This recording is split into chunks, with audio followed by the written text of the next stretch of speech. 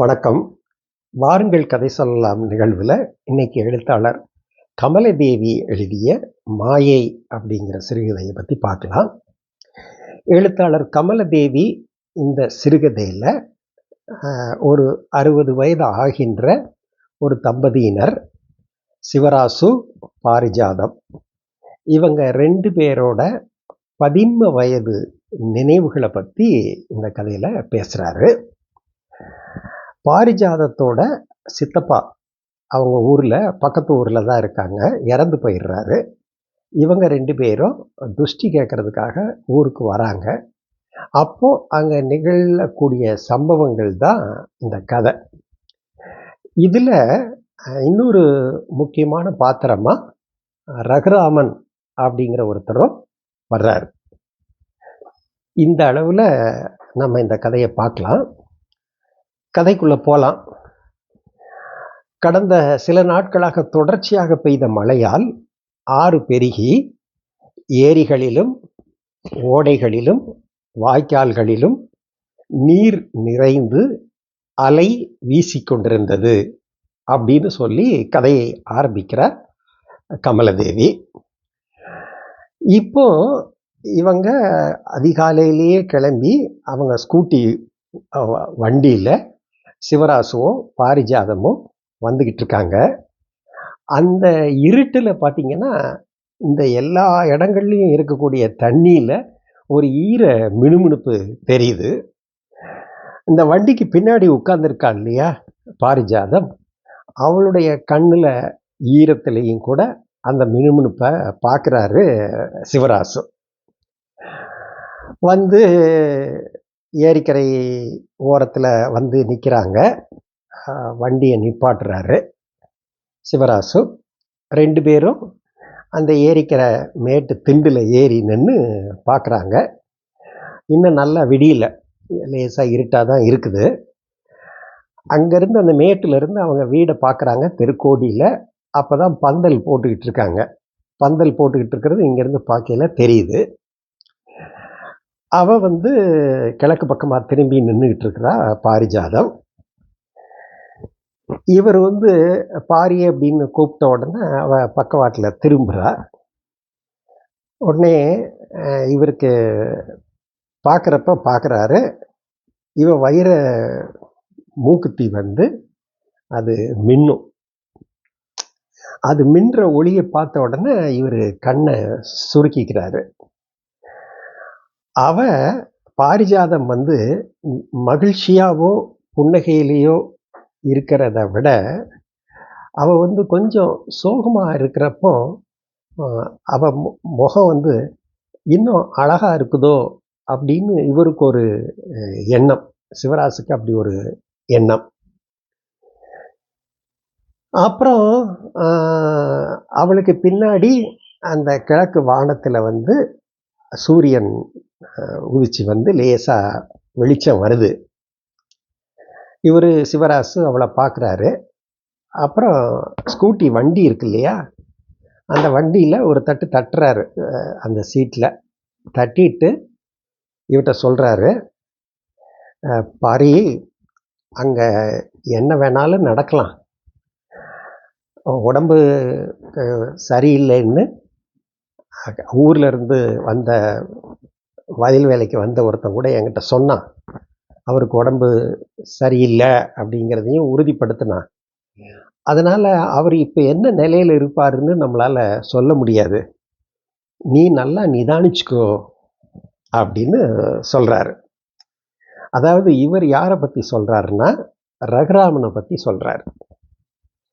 ரகுராமன் வந்து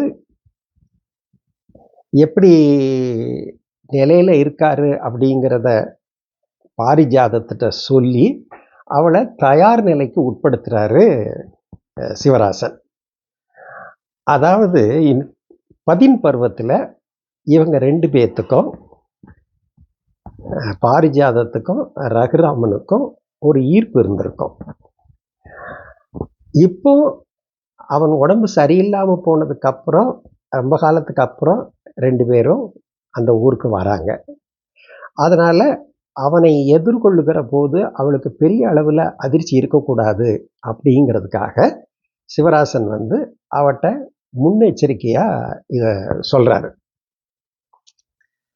அவ கேட்டுக்கிறா.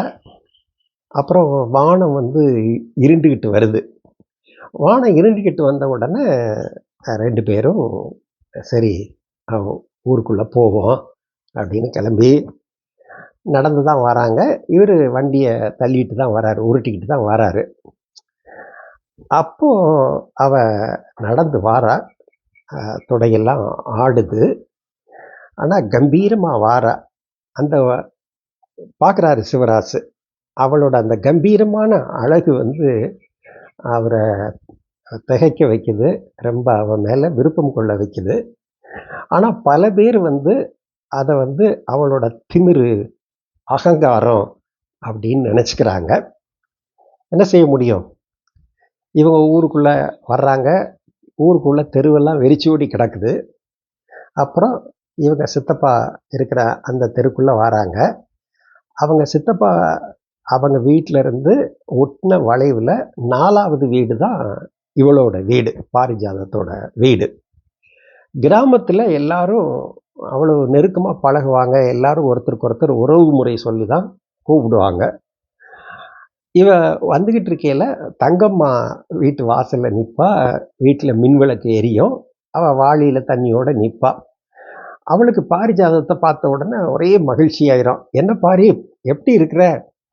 ஏதாவது துஷ்டி நடந்தால் தான் ஊருக்கு பிறந்த ஊருக்கே வரணும்னு நினச்சிட்டு இருக்கியா?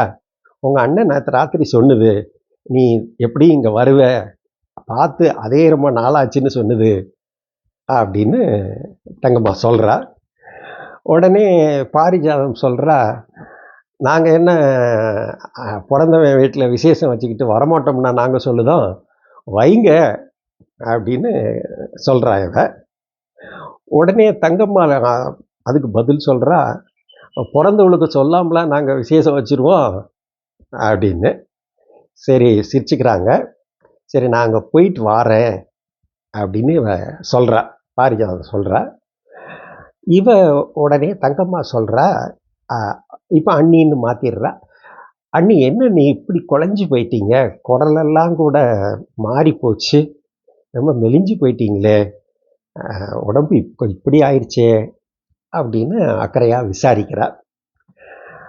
அப்போ தான் சிவராசனும் அவளை நல்லா பார்க்குறாரு.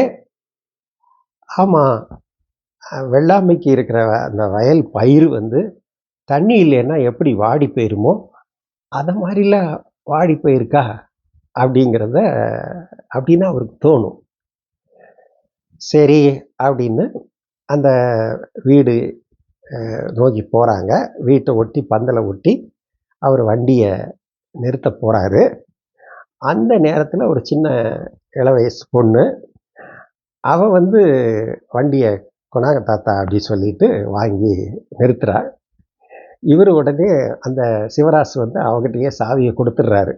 ஏம்மா, நாளைக்கு தான் நான் போவேன், அது வரைக்கும் நீ வண்டியை எப்படி வேணாலும் ஓட்டி பாரு அப்படின்னு சொல்லிட்டு அந்த கீ கொடுத்துட்றாரு. இவன் ரொம்ப சந்தோஷமாக ஆயிடும் அவளுக்கு.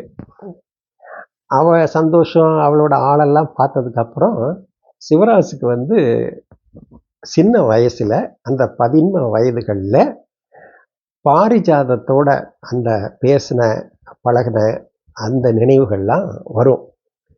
இதில் 11 வயது நினைவுகள்னு பார்க்குறப்போ நம்ம ஒரு 10-12 வயசுலேருந்து 18-19 வயசுக்கு வரைக்கும் உள்ள சம்பவங்களாக எடுத்துக்கலாம். இப்போது சின்ன வயசில் இருக்கையில் இவர் இவங்க ஊர்லேருந்து, அவரோட ஊர்லேருந்து பாரிஜாதம் வீட்டுக்கு வந்திருப்பான் சிவராசு. காரணமே இல்லாமல் அவளை பாரிஜாதம் இங்கே வான்னு கூடுவான். அவன் வந்துட்டு போடா மாமா அப்படின்னு சொல்லிட்டு போயிடுவா. இவங்க அம்மா அத்தைக்காரி வந்து, இவனோட அத்தைக்காரி வந்து, ஏட்டி அந்த மாதிரி சொல்லலாமா அப்படின்னு சொல்லிட்டு அவளை அடிக்க வருவா. இவன் வந்து, விட்டுருத்த இதுக்கு போய் அடிக்க வந்துக்கிட்டு அப்படின்னு இவன் அவளுக்கு பறிஞ்சிட்டு வருவான். அப்புறம் பார்த்தோன்னா அவள் பெரிய மனுஷி ஆகிறா. பெரிய மனுஷி ஆன உடனே அவங்க குடும்பத்து வழக்கப்படி அந்த தென்னை ஓலை குடிசை கட்டணும். அந்த குடில் வந்து இவன் கட்டுறான். அந்த கட்டிகிட்டு இருக்கும்போது அந்த தேங்காய் மட்டையை விட்டுருவான். விட்ட உடனே அது கீழே விழுந்துடும்.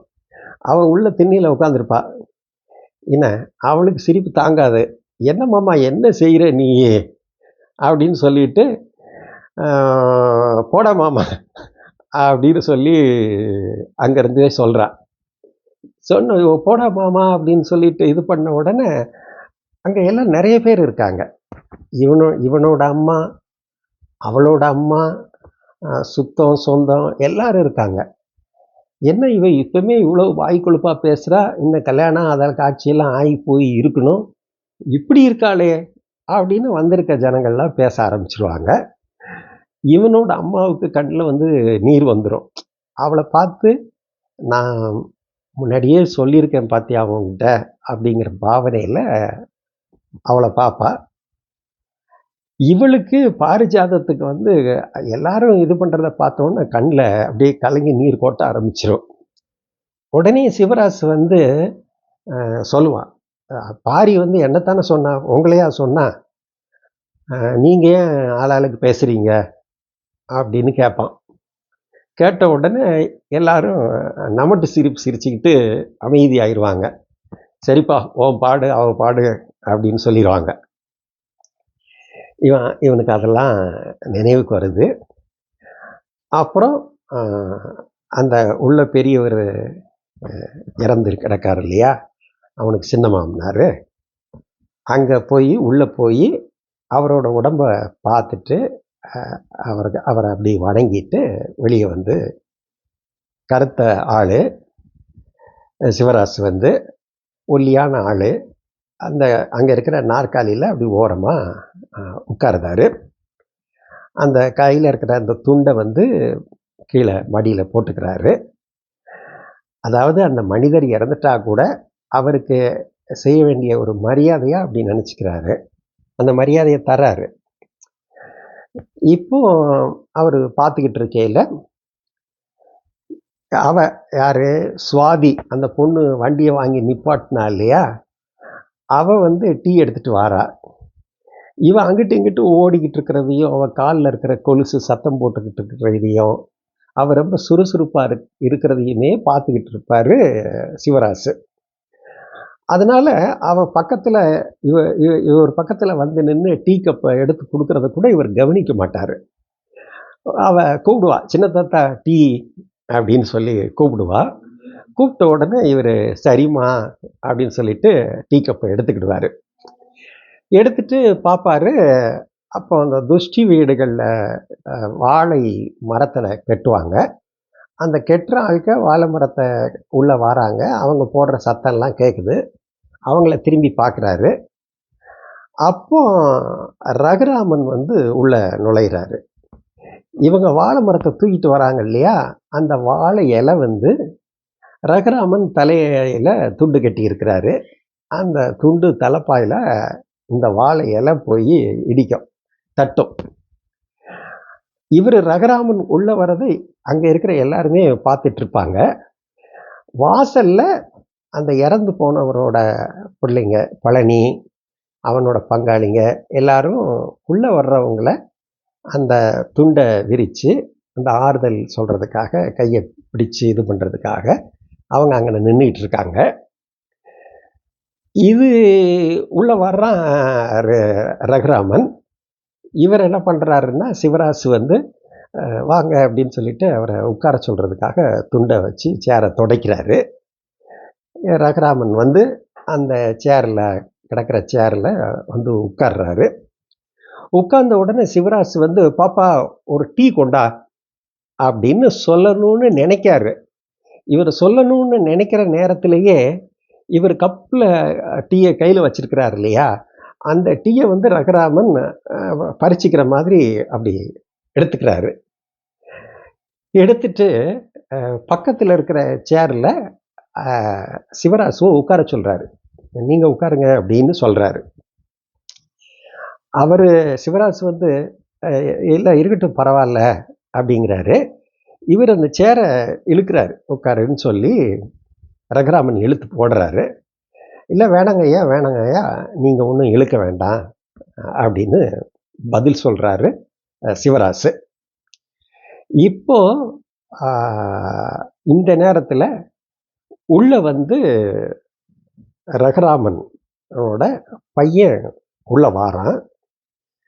அவன் வந்து ஆளை பார்த்தா இவருக்கே சிவராசுக்கே ஒரு மாதிரியா அப்படியே இளம் வயது ரகுராமன் வர்ற மாதிரி தோற்றம் தெரியும்.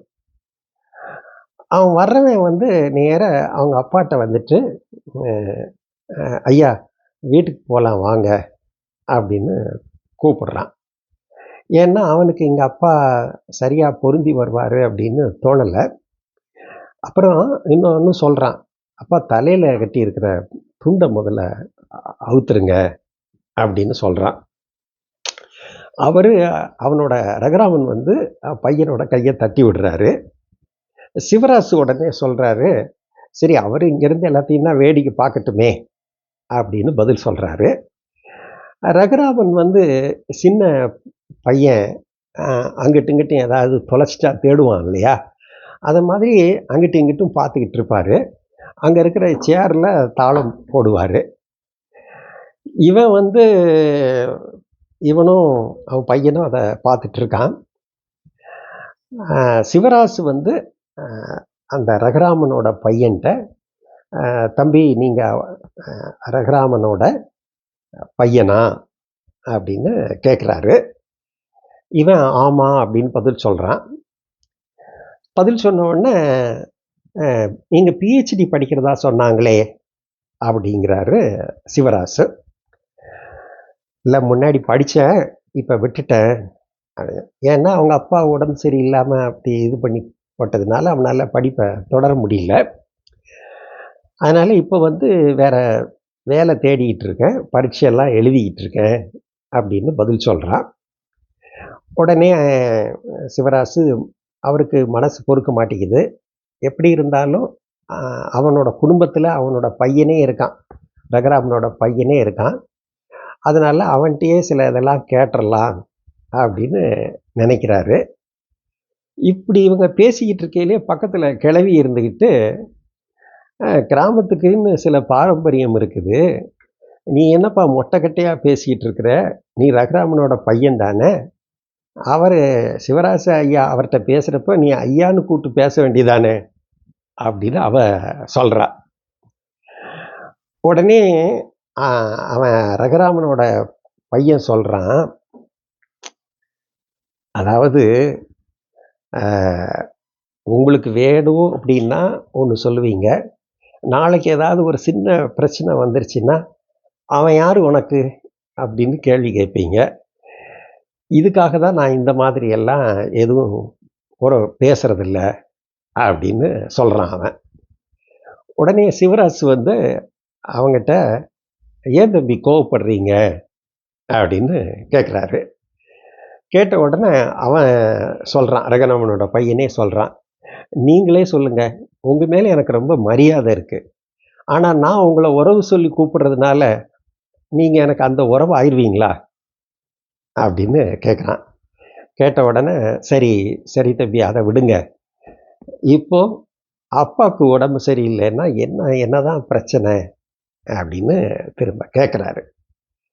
இவன் இந்த கேள்வியை வந்து பல பேர் அவன்கிட்ட கேட்டு அவன் பதில் சொல்லி அவனும் சலிச்சு போயிருக்கான். அதனால் இவன் சொல்கிறான் அல்சைமர் அப்படிங்கிறான். அப்படின்னா அது என்ன வியாதி, எப்போ குணமாகும் அப்படின்னு சிவராசு கேட்குறாரு. கேட்ட உடனே இவன் வந்து பதில் சொல்கிறான், அது எப்போ குணமாகும் என்னன்னு தெரியாது, மாத்திரையெல்லாம் கொடுத்துக்கிட்டு இருக்கோம், படபடப்பு, மனசில் இருக்கக்கூடிய கவலைகளோட அழுத்தம், அப்புறம் இரத்த கொதிப்பு, இந்த மாதிரி சத்தான உணவு சாப்பிடாமல் இருக்கிறது, இந்த மாதிரியான பல காரணங்கள்னால அல்சைமர் வரும் அப்படின்னு அவன் சொல்கிறான். எல்லாத்துக்கும் மேலே விதி, விதி என்ன செய்ய முடியும் அப்படின்னு சொல்கிறான் அவன். இவர் உடனே பதில் சொல்கிறாரு, சரி நல்ல விதமாக பார்த்துக்கோங்க, கவனமாக பார்த்துக்கோங்க அப்படின்னு பதில் சொல்கிறாரு. அப்போது சுவாதி வந்து டீ கொண்டு வரா. டீ கொண்டு வந்துட்டு ரகுராமனோட மகன்கிட்ட மாமா டீ அப்படின்னு சொல்லி கொடுக்குறா. இவன் வந்து டீயை வாங்கிக்கிறான்.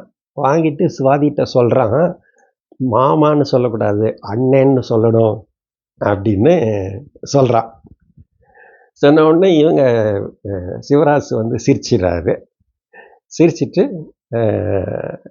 அதை ரசிச்சுக்கிட்டு இருக்காரு. அப்போது ரகுராமனோட மனைவி உள்ள வரா.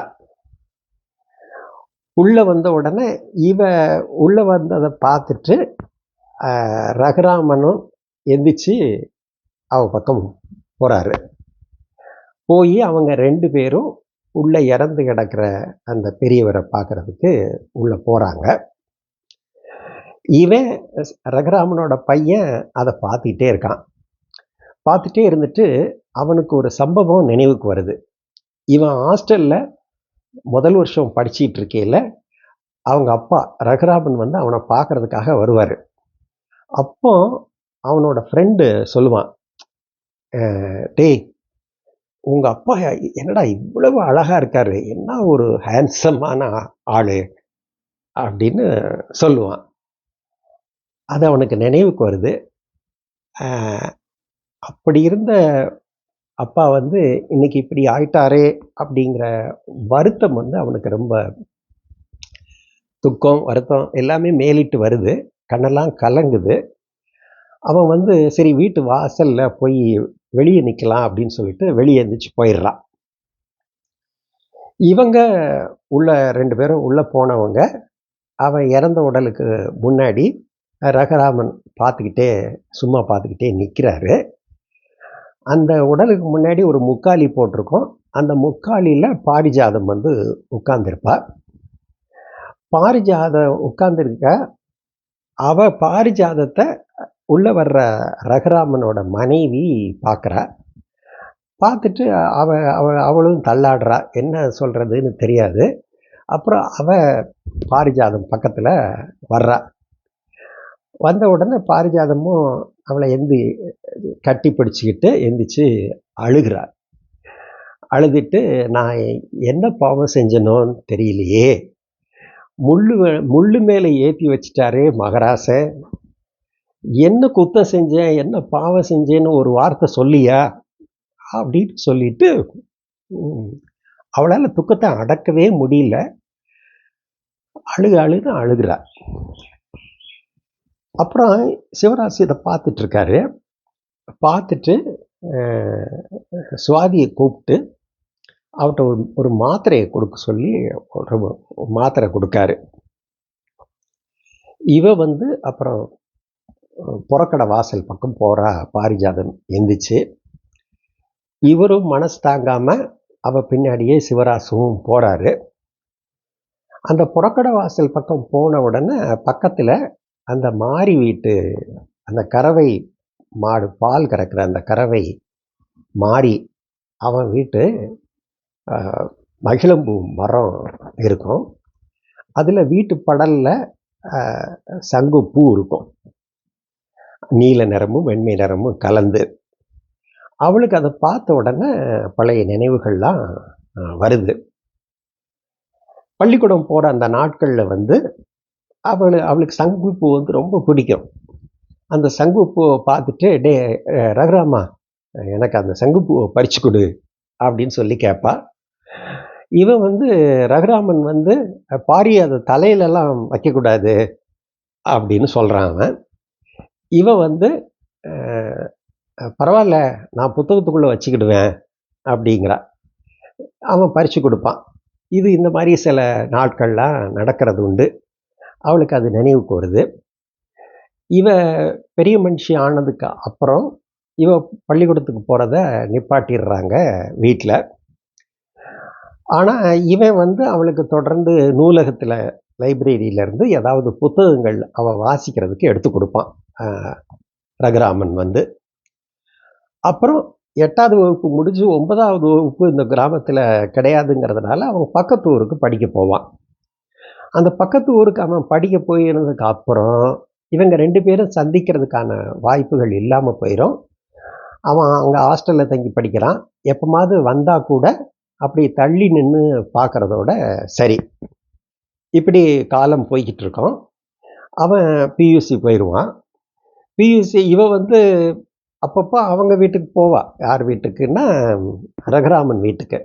ரகுராமனோட தங்கச்சி இவளுக்கு ரொம்ப தோழி தான். இப்போ அவன் பியூசி படிச்சுக்கிட்டு இருக்கையில் அவன் தோழி வீட்டில் இருக்கையில் அன்னைக்கு அவன் வீட்டில் முழுக்க இருக்கான் நம்ம ரகுராமன். அவனை அப்போ தான் அவரை ரொம்ப காலம் கழித்து பார்க்குறா. அவன் ஆள் அவ்வளோ அழகாக இருக்கான். மனசும் ஆளும் அழகாக இருக்கிறது வந்து சில பேருக்கு தான் ரொம்ப அபூர்வமாக அமையுது சாமியோட கருணையில் அப்படின்னு நினச்சிக்கிறா பாரிஜாதம். பார்த்துட்டு அவளுக்கு அந்த ஏற்கனவே ஒரு சின்ன ஈர்ப்பு இருக்கிறது.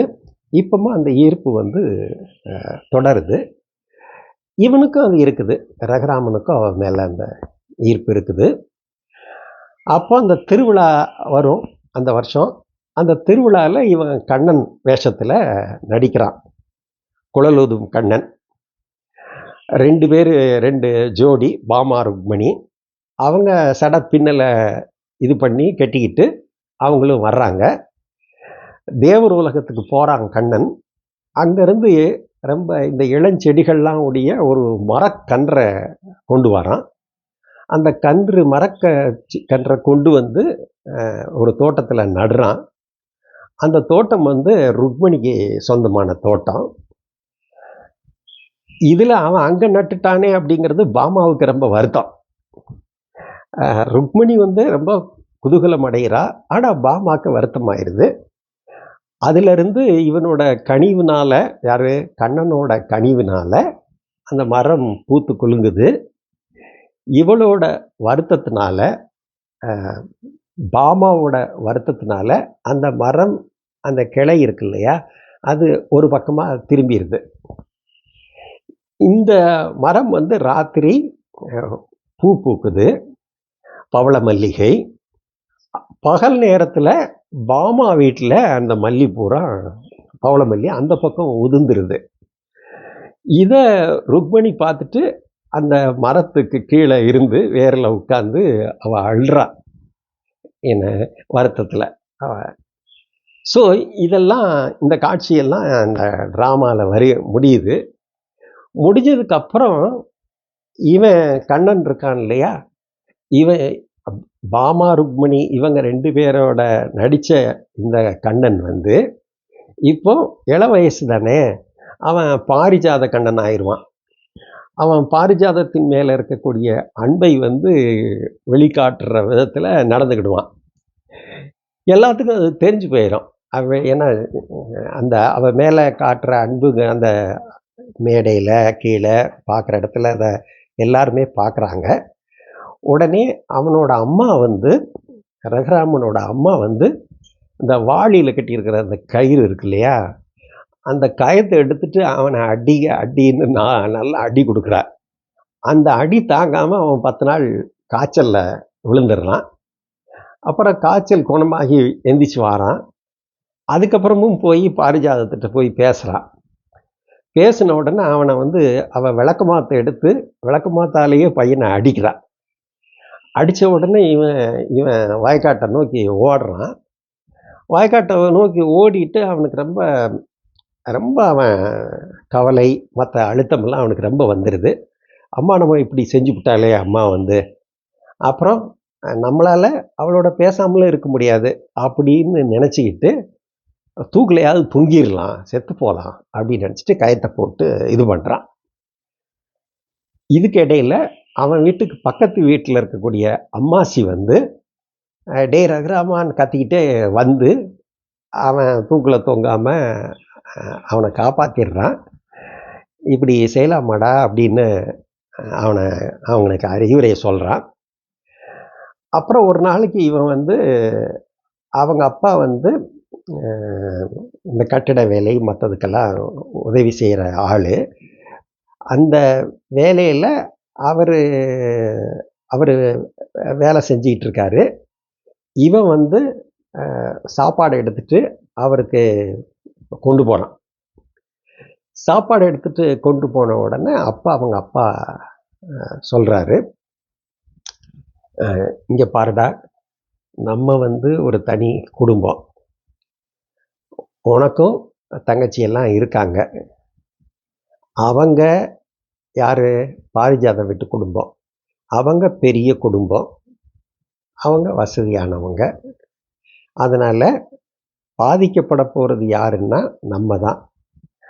ஏதாவது ஒன்று ஆச்சுன்னா இந்த பிள்ளைங்களோட கல்யாணம் எல்லாமே கெட்டு போயிடும், குடும்பமே அழிஞ்சு போயிடும், பார்த்துக்க அப்படின்னு சொல்லிட்டு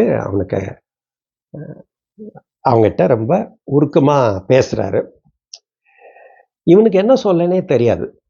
இவன் வந்து எது வந்தாலும் நம்ம நடக்கிறத எதிர்கொள்ளுவோம் அப்படின்னு தான் நினச்சிக்கிட்டு இருந்தான். ஆனால் அவங்க அப்பா அப்படி சொன்ன உடனே அவனால் தாங்க முடியல.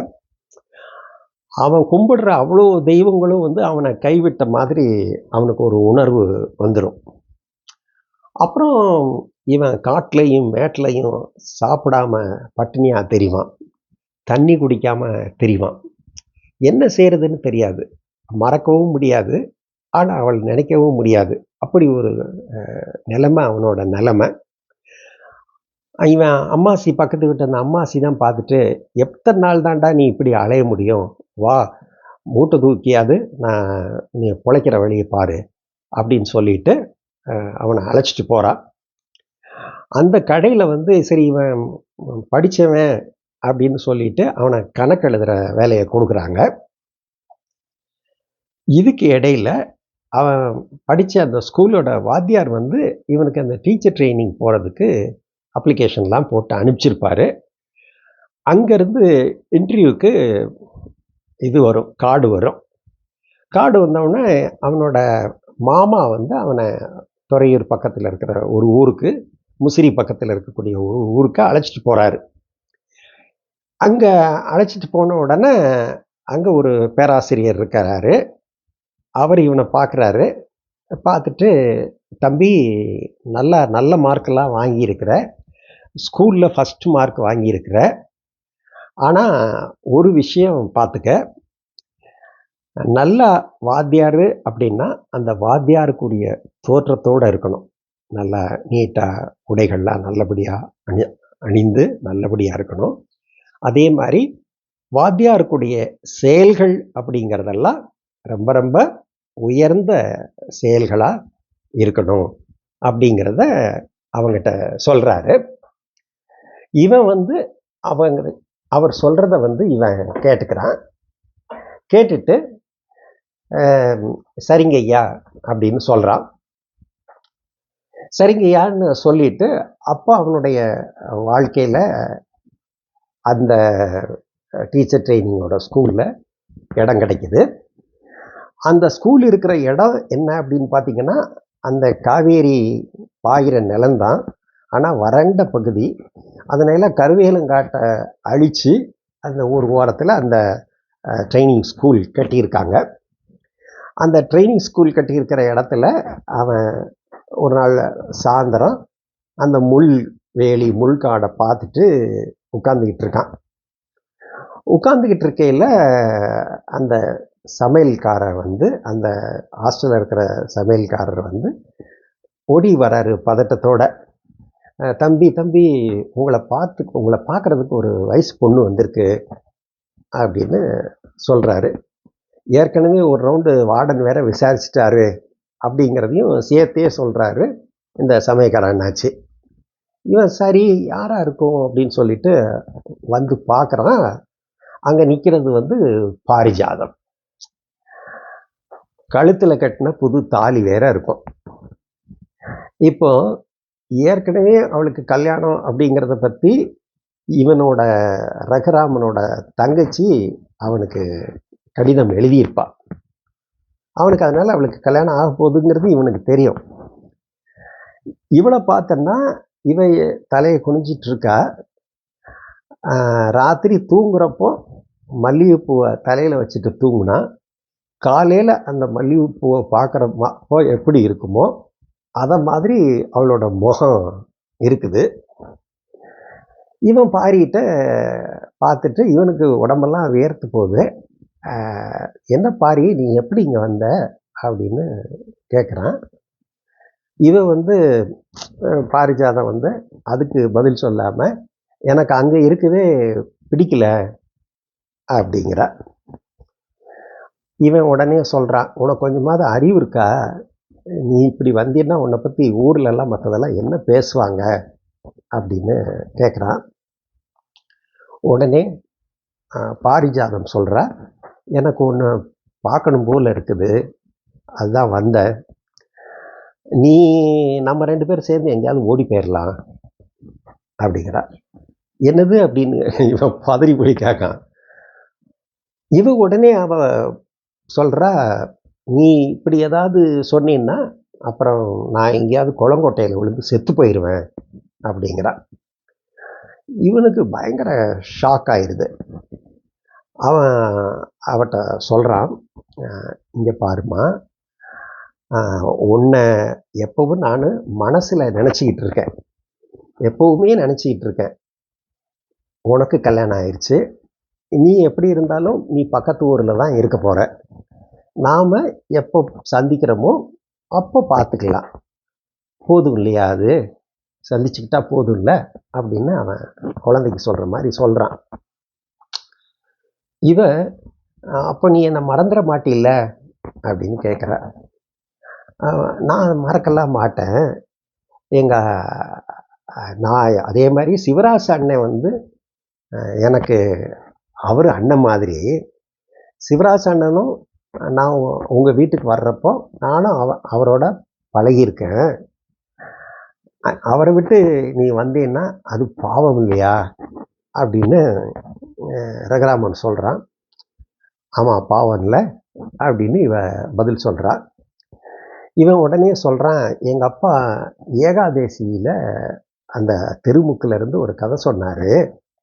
ரகுராமன் சொல்கிறான், அதில் வந்து கெட்டினவனை விட்டு போயிட்டான்னா அது அந்த ஆம்பளைக்கு வந்து ரொம்ப பெரிய அவமானமாக போயிடும்.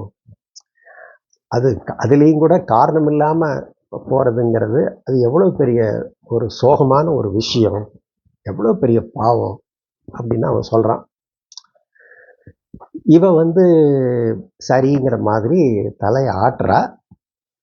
ஆனால் உன்னை என்னால் மறக்க முடியலையே அப்படின்னு இவன் பதில் சொல்கிறா பாரிஜாதம். இவன் ரகுராமன் உடனே சொல்கிறான், நான் உன்னை எப்பவுமே நினச்சிக்கிட்டு தான் இருக்கேன்னு. நிச்சயமாவா அப்படின்னு அவன் கேட்குறா. ஆமாம் அப்படின்னு சொல்லிட்டு அவன் தலையில் சத்தியம் பண்ணுறான், உன்னை மறக்கவே மாட்டேன் அப்படின்னு சொல்லி. இவன் வந்து நானும் உன்னை நினச்சிக்கிட்டு இருப்பேன் அப்படிங்கிறா. இப்போ இந்த அளவில் இந்த கதையோட நனவோடை நிற்கிது. பாரின்னு கூப்பிட்டுட்டு சிவராசு அங்கே வராரு. உள்ளே வந்து மேலச்சத்தம் ரொம்ப ஓங்கி கேட்கும். அந்த மேலச்சத்தம் கேட்குறதோட சமிக்ஞை என்னன்னு கேட்டிங்கன்னா, அந்த உறவுக்கு நெருங்கினவங்க எல்லாரும் வாய்க்கரிசி போடணும். அந்த வாய்க்கரிசி போடுறதுக்காக தான் இவங்க வந்திருப்பா, யார்? பாரிஜாதமே. ஆனால் அவள் உள்ளே போக மாட்டா. இங்கே உட்காந்து அந்த வேப்ப மரத்தடியில் உட்காந்து அழுதுட்டுருப்பாள். சிவராஜ் அவ சொல்லுவாள், மாமா, அவருக்கு என்ன யாருன்னே தெரியலையே மாமா அப்படிங்கிற அவ. இதை இவன் வந்து கேட்டுட்டு இவனுக்கும் ரொம்ப கண்ணெலாம் கலங்கிரும். அவன் பக்கத்தில் வருவான். இவன் சேலை மார்பு நெஞ்சு மேலே போட்டுக்கவை இழுத்து பிடிச்சி கட்டிக்கிறா. அவன் காலடியில் உட்கார்றா. இவன் அவளோட முதுகை தட்டி கொடுத்து, ஒரு துஷ்டி வீட்டுக்கு வந்திருக்கையில் உயிரோடு இருக்கிறவங்கள நினச்சி அழக்கூடாதுமா அப்படின்னு சொல்கிறான். இப்போ இவங்க 2 பேரும் பார்க்கையில வெளியில வந்து ரகுராமன் வந்து அவனோட மகனோட இவங்க 2 பேரையும் பார்த்து புன்னகைச்சிட்டு அந்த கறவை மாறி வீடு இருக்கு இல்லையா, அந்த கறவை மாறி வீடு அதை தாண்டி போயிட்டுருக்கான். இந்த அளவில் அந்த கதையை நிறைவு செய்கிறார் கமலதேவி. இந்த கதையில் வந்து நிறைய படிமங்களை வைத்து எழுதியிருக்கிறார் கமலதேவி. நிறைய ஒப்பீடுகள், சிறப்பம்சங்களை நிறைய பார்க்கலாம். இதில் அதுக்குள்ள எல்லாம் போகிறத விட வாசிக்கிறது ரொம்ப பொருத்தமாக இருக்கும். இதுவரைக்கும் சுமார் 80 சிறுகதைகளை எழுதியிருக்கிறார் கமலதேவி. இன்றைய சிறுகதை எழுத்தாளர்களில் ஒரு முக்கியமான எழுத்தாளர் அவர். அவர் எழுதின இந்த கதையிலிருந்து ஒரு சின்ன ஒரு பகுதியை படித்து காட்டலாம் அப்படின்னு ஆசை. இவன் வந்து மேடையில் கண்ணனா நடிக்கிறான் இல்லையா, கண்ணனா நடித்த உடனே அவன் பாரிஜாதத்தினுடைய கண்ணனா வெளிப்பட்டான் அப்படின்னு சொன்னோம் இல்லையா, அந்த அந்த இடத்த கதாசிரியர் எப்படி சொல்கிறாரு பாருங்க. 10 வயதின் அன்பு அந்த உதிக்கின்ற வெளிச்சத்திலேயே தன்னை காட்டிவிட்டது. ரகுராமின் அம்மா வாளிக்கயிற்றை எடுத்து விளாசியதில் 10 நாட்களாக காய்ச்சலில் கிடந்தான். ஒரு நாள் பாரிஜாதத்திடம் பேசியதற்காக விளக்கமாற்றால் அம்மா அடித்ததை பொறுக்காமல் தெற்கு வயலிற்கு ஓடினான். பின்னாலேயே பக்கத்து வீட்டு அம்மாசி ஓடி வந்தான். கயிற்றை மரத்திலே போட்டு கழுத்தில் மாட்டியவனை கட்டி பிடித்து வேணாண்ண என்று சொல்லி அழுதான். இது ஒரு பகுதி. இன்னொரு பகுதியில் அதுவரை இருந்த தைரியம் கரைந்து ஒன்றுமில்லாமல் போனது. அதாவது அவங்க அப்பா அவன்கிட்ட இந்த கல்யாணம் வேண்டாண்டா, அவளை கல்யாணம் பண்ண வேண்டான்னு சொன்னதை கேட்ட உடனே அவன் தெய்வங்கள் அவன் மீதிருந்த தங்களின் கரங்களை எடுத்து கொண்டதற்காக அழுதான். காட்டிலும் மேட்டிலும் பசி தாகத்துடன் கிடந்தான். அப்புறம் ஒரு முக்கியமான இன்னொரு பகுதி இருக்குது. கடைசியில் அந்த நனவோடையில் வந்து ரகுராமனும் இவன் பாரிஜாதமும் பேசிக்கிட்டே இருக்காங்க. இவன் வந்து அவளை ரகுராமன் வந்து பாரிஜாதத்திட்ட நீ சிவராசுவோட சேர்ந்து வாழணும், சிவராசு நல்லவன், இந்த மாதிரி நீ பேசுறது செய்கிறதெல்லாம் பாவம் அப்படின்னு அவன்கிட்ட சொல்கிறான். 10 வயதில் வர்றது விஷயம் அப்படிங்கிறது வாழ்க்கைக்கு என்ன உறுதி உத்தரவாதம்னே தெரியாமல் நடக்கிற செயல்கள் எல்லாம் வந்து சரியாக அமையாது, அததுக்குரிய வயது இருக்குது அப்படிங்கிறதுக்கு இந்த கதையில் தெளிவாக சொல்கிறாரு கதாசிரியர் கமலதேவி. அதில் அவங்க பேசிக்கிட்டே வராங்க 2 பேரும். அந்த கதையோட அந்த உரையாடலோட கடைசி பார்த்தீங்கன்னா, எனக்கு ஒன்றைத்தான் பிடிச்சிருக்கு. ரகுராமன் புன்னகைத்தான். என்னை மறக்க மாட்டேதானே? அவள் தலையில் கை வைத்து மாட்டேன் என்று சத்தியம் செய்தான். அவள் நானும் என்றாள். எப்படி வந்த அப்படின்னு இவன் கேட்கான். மாமா பஸ் நிற்கிற இடத்துல நிற்குது அப்படின்னு இவன் சொல்கிறான். அப்போ இவளுக்கு ரகுராமன் மேல ஒரு அன்பு இருக்கு அப்படிங்கிறத தெரிஞ்ச சிவராசு அவளை அழைச்சிட்டு அங்கேயே கூட்டு வந்திருக்கான். இதை வந்து அவ்வளவு அழகா இந்த கதையில சொல்லியிருக்கிறாரு கமலதேவி. இந்த கதையில ஒரு முக்கியமான விஷயம் என்ன அப்படின்னு கேட்டிங்கன்னா, மனிதர்கள் இப்படியெல்லாம் வாழ முடியும், மனிதத்துவம் அப்படிங்கிறது வந்து இன்னைக்கு மனிதர்கள்ட்ட இருக்குது அப்படிங்கிறத இந்த கதையில் சொல்லாமல் சொல்கிறார். இந்த கதையில் முக்கியமான 3 பாத்திரங்கள் வந்து ரகுராமன், பாரிஜாதம், அப்புறம் சிவராசு. இவங்க 3 பேருமே அவங்க குணத்தில் ரொம்ப ஓங்கி நிற்கிறாங்க. அவங்கவுங்க அந்த அவங்களுடைய குணங்கள் வந்து மற்றவங்க எல்லாரையுமே அப்படியே ஆச்சரியப்பட வைக்குது.